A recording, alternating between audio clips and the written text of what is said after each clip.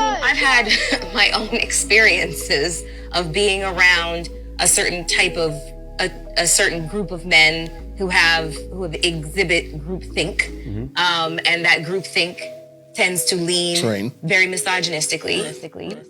Melyssa Ford. Oh, sorry. M. Ford, yeah? M. Ford. Yeah. She's opened up a bigger question, which what's happened with her. 40 years old, strong personality, big platform, suddenly stops fitting into male, heavily podcast environment. Was she pushed out? Did she walk away?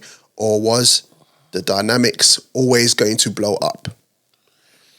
You know what? I'm going to keep it, just from my perspective, it was a visually, aesthetically, it depends how you receive the pod. Yeah. If you listen to the pod, audio-wise, it's nice to hear a break of the man them talking. It's a female voice. Even with our one, it's nice to have that break up. Cam's already there to, you know what I mean? Figure up. But like when you watch the video of the Joe Budden podcast, it's like Joe Ish, Ice, Queen Flips, Parks. Sometimes Imani might be there. Yeah. Mark might be there. Yeah. And then you throw Melyssa in there. So I've just named 7 Donnies before we got to the female. Yeah. It just felt, I always thought it was very lopsided. And I always got frustrated with M. Ford because I felt like there were certain topics that she should have just grabbed by the horns. Yes. And just have everyone just listening. Yeah.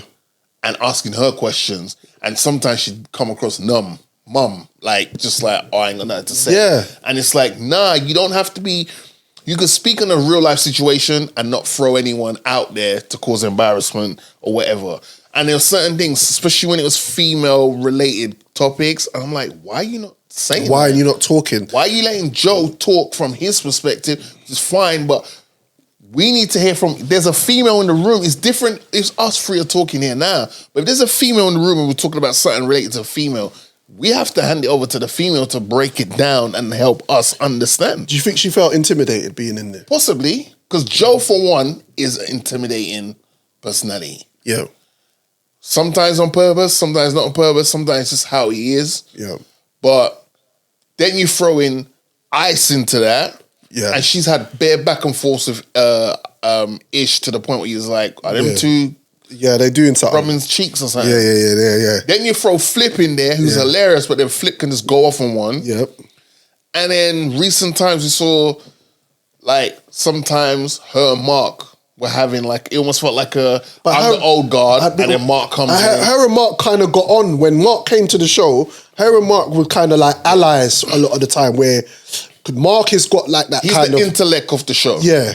And he leans to the women side of conversations. He definitely plays both sides like in Africa. But I think it's important to do that because it allows balance. Yeah. Because Ish, Ice, Joe, Queen, Flips can all just talk from one perspective. Yeah. Mark gives you I hang around with a lot of women and this is what they feed back to me. Yeah. I may not agree with it, but here's what they feed back to me. What do you fellas think? And with Mel being there, she'd be like, oh, cool. I have a support system here, crutch, with this Mark guy. Yeah.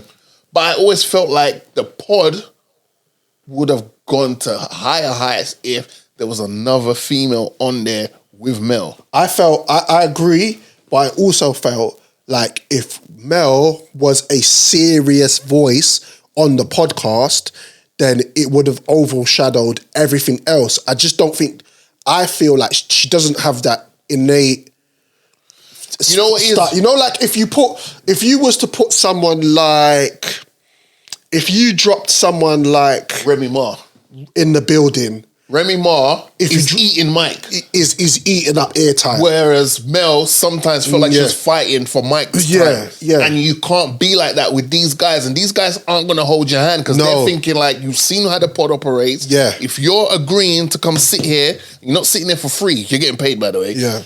You've got it's kill or be killed in a way. And I just felt like her, at times it just felt like she was Why is she there?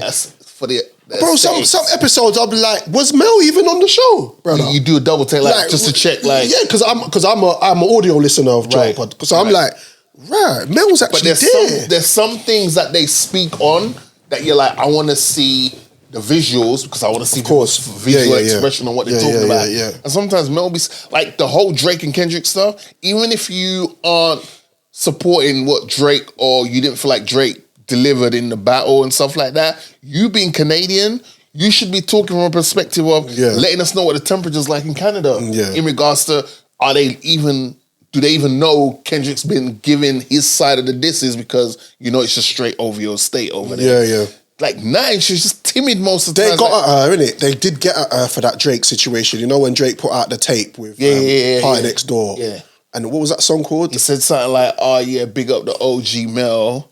Something about, but standing next, it's not a good look standing next to a D head or something like that. Give me a hug. Yeah. And she was overly celebrating that line in the tune. And I don't think Joe felt any type of way, but it was like... no, but who's cashing your checks? Yeah, exactly. Like don't act like it didn't happen because we all heard it. Yeah. But at the same time, don't glaze the guy who's shooting at your boss who's writing off your checks. And I know that's a nice check she's getting. Yeah, but you know what it is as well? She doesn't come across like she's street savvy at all. And again, don't get it twisted. Beautiful woman, engaging. Very. Like, kind on the eye. Very. Very. But it just felt like she was in over her head. Yeah. Like, it just felt like she was just not... It started off where she got involved, and as you said, like when they spoke about like women subjects on women, she just didn't take it with. She didn't take the bull by the horn, and she was too wishy-washy. Like sometimes you got to go out on a ledge. If you have an opinion, go out on a ledge with the opinion. She would just be intimidated by the rebuttals, and I don't like the way that she called, because obviously when she's gone on her podcast now. She's had Charlamagne as the first guest, and she's alluding that it wasn't a misogynistic podcast. That's rude, because they're not misogynistic. Joe's got a missus. Ice and Itch got missus. Queen's married for years. Yeah, Parks is married. Yeah. Parks is married. So they all know the other side of how to deal with relationships on long terms. It's just that you just didn't hold your own on the show. I think maybe that was a part why she maybe left. I think that she probably at times expected her hand to be held. Yeah. But that was never going to happen on that pod. You right there, bro? Yeah. Okay. Yeah, she that was never going to happen, do you know what I mean? Like yeah. But it's like I do think a second female on there, but then now I'm thinking of it, if you were to say and I just called the name, a Remy Ma-esque personality on there, it might highlight even more the disparity, that's the gap in between personalities. Because Remy Ma will be on there. Remy Ma ain't gonna take no ish from no one, first of all. Remy Ma's got a lot to say. And the thing is, like, with the whole Me Too movement and the whole Diddy stuff and this, that, and the third, it's like, Mel, you've said anyone gives you a chance to say, you'll be like, oh, sometimes I've been in rooms where I'd have like a real short skirt on and this and that, and there's a bunch of dons around, and I'm a bit like concerned, like, right, God forbid, and thankfully nothing happened, touch wood. Yeah. Pause. But like, you've experienced things. You can't have been in this industry for that long to not have an opinion on things. But that tells me that if she opens her mouth too wide, she might cut a skeleton, might drop out of it. Me in there, Cameron got out during her tenure out there. Yeah, she was there 2020. She's been there since 2022. Yeah. So she's there for a couple of years, and I just don't feel like it's unfortunate. Because do you think we'll ever find out the story of why she cut? No one still ain't saying that. No, and I'm sure she probably got a nice little, all right, cool, what we're cutting our ties. Severance package. Yeah. Yeah, I don't see the purpose of it. No. If you took a severance pay because you've decided this ain't a healthy environment for me, which is totally fine to admit that and move on. But if you're taking a severance pay, I think you just have to enjoy your severance pay and act like this thing never happened. Yeah. The whole going online and starting. Don't stop. That's because then nasty. Because if you say something crazy, you know Joe, who has the biggest platform, and he starts chatting, it might get peak, and that's what annoyed me. They were so transparent on the show, and Melyssa wasn't as transparent as I would like her to be. And I'm not saying you have to tell everybody your business. You don't have to. But you have to be relatable at least. And when it comes to women, and we're not saying, well, because she's a woman, she can speak on women's subjects. We're not saying that. Yeah. We're just saying that as a woman, there's certain things as us men cannot talk on, fathom. Yeah. In regards to how it must feel to be a woman. On certain subjects. And that's where she should have led, thrived, and educated, and just held the room in her hand. I think she slightly got comfortable as well because the show was there before her, right? Yeah. So she's come through. Yeah. She's the life and soul of the party at the beginning. She's fly. We know who she is.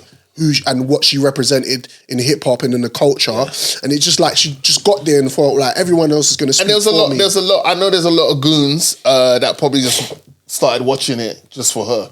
Facts. They never really cared for the Joe podcast, but that's someone that they've had prior. Oh yeah, there was shots where she imagination. You see shots where she walked across. Yeah. A couple of that's times. That's for people like me, man. Yeah. I was involved. She's got in some that. strong legs on her, you know. I wasn't looking at her legs. I was looking at. I like to look from the feet up. Your feet, guy. Yeah. Like she got nice feet. She has.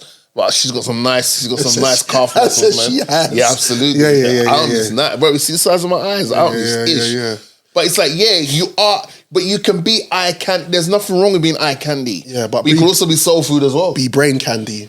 That's what I'm saying. Do you know what I'm saying? Like, man like Joe likes the soul food and the eye candy. He likes the best of both worlds. Loves it. Loves it all, man. You know what I mean? Yeah, man. Come on. The hoodie and everything.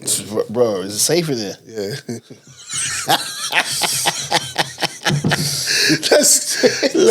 I just need to know, bro. Where's your phone?